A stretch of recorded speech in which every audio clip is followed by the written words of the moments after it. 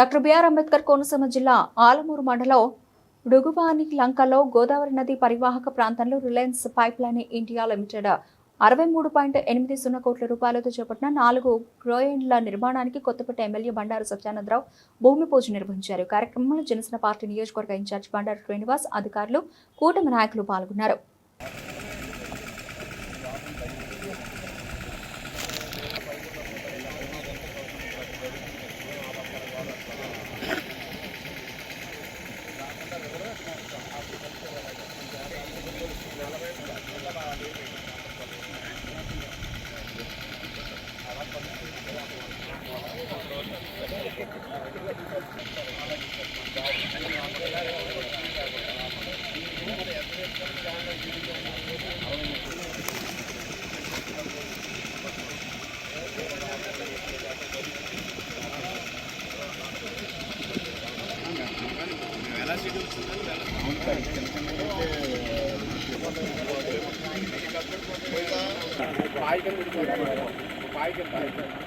మళ్ళీ కప్పుడు మళ్ళీ వెళ్ళి పూసే చెప్పలేదు సార్. అలా పైప్ లైన్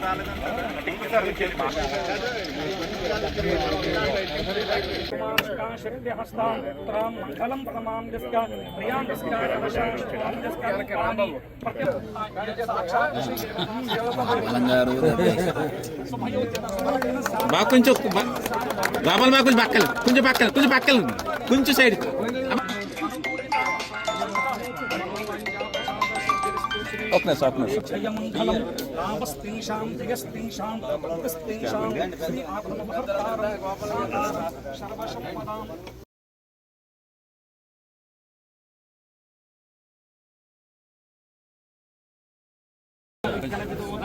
కొంచెం స్ప్రెడ్ డౌన్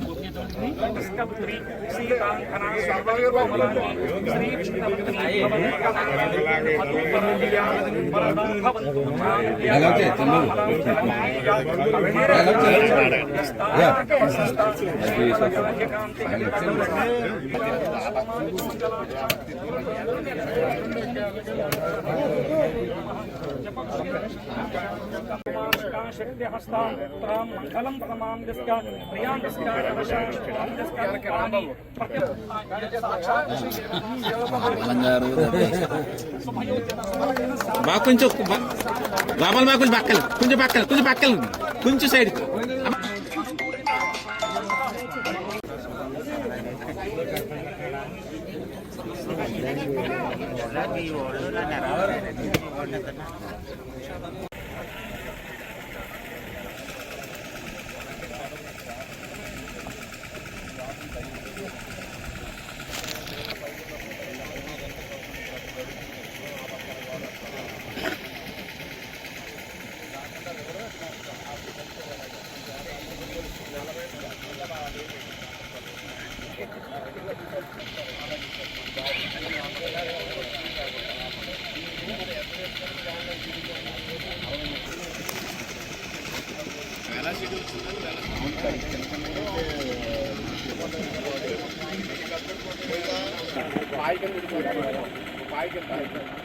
మళ్ళీ కప్పుడు మళ్ళీ వెళ్ళి పూసే చెప్పలేదు సార్.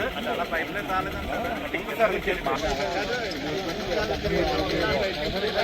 ఈరోజు బడుగువాళ్ళంక గ్రామంలో రిలయన్స్ కంపెనీ వారిచే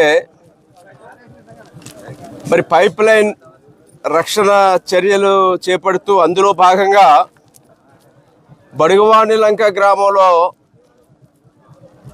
నదీపాతానికి గురవుతున్నటువంటి రైతుల భూములు కాపాడడం కోసం గ్రాయిన్స్ నిర్మాణం ద్వారా రక్షణ గట్లు పటిష్టపరిచే చర్యలు, మరి దానికి టెక్నికల్గా మద్రాసు ఐఐటి వారిచే కూడా ఎగ్జామిన్ చేయించి ఏదైతే ఈ బడుగువాళ్ళంక గ్రామం దగ్గర ఈ గోదావరి నది దాటుతున్నటువంటి పైప్ లైన్ని